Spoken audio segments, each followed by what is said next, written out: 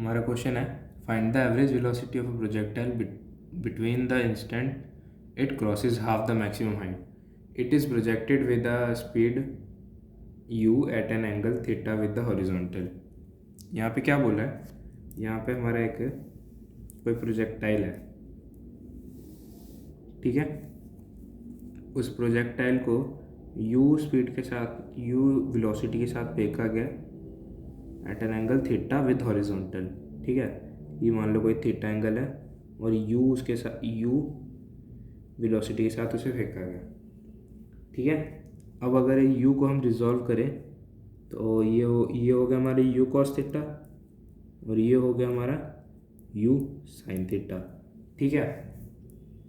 अब उसने बोला है हमें क्या निकालना है, एवरेज वेलोसिटी निकालनी है of projectile between the instant it crosses half the maximum height. देखो मैक्सिमम हाइट उसकी कितनी होगी, ये होगी मैक्सिमम हाइट, ठीक है। अब मैक्सिमम हाइट का जो हाफ होएगा, मतलब यहाँ कहीं पे इन पॉइंट्स से वो दो बार गुजरेगा, है ना। एक बार जाते हुए मैक्सिमम हाइट तक, एक बार वापस आते हुए मैक्सिमम हाइट तक, ठीक है। तो उसने बोला है इन टाइम्स पे हमें एवरेज वेलोसिटी निकालनी है प्रोजेक्टाइल की, ठीक है। तो मान लो ये कोई पॉइंट P है सॉरी, और ये कोई पॉइंट Q है, ठीक है। तो हमें इस इंस्टेंट के बीच में एवरेज वेलोसिटी निकालनी है। अब आपको एक चीज़ बता दूं मैं, एवरेज वेलोसिटी क्या होती है। एवरेज वेलोसिटी होती है change in displacement upon change in time, ठीक है।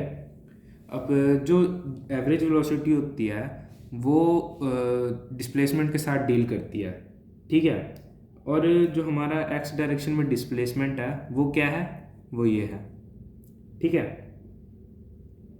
हमारा एक्स डायरेक्शन में डिस्प्लेसमेंट ये है, पर वाई डायरेक्शन में हमारे पास कोई डिस्प्लेसमेंट नहीं है। देखो इन पॉइंट्स के दौरान वाई डायरेक्शन में कोई डिस्प्लेसमेंट है, ऐसा तो नहीं कि पी एक यहाँ पे एक यहाँ पे, तो वाई उसने इतना ट्रैवल कर लिया है।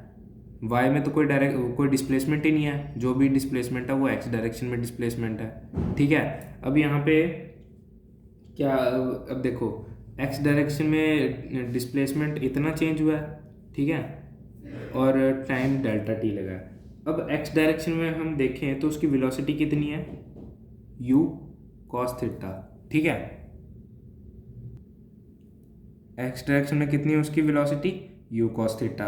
अब आपको अगर देखो एक्स डायरेक्शन में वेलोसिटी जो होती है वो हमेशा कांस्टेंट रहती है, क्यों रहती है, क्योंकि एक्स डायरेक्शन में कोई भी एक्सेलरेशन नहीं होती। जबकि वाई डायरेक्शन में देखो, जब वो वाई डायरेक्शन में उसकी स्पीड होती है वो पहले ज़्यादा होती है, फिर धीरे धीरे कम होती रहती है, फिर इंक्रीज़ होती है, फिर इंक्रीज़ होती है। ऐसा क्यों है, क्योंकि यहाँ पे जाते हुए उसे -g लग रहा था, फिर यहाँ जाते हुए उसे g लग रहा था एक्सेलरेशन, ठीक है।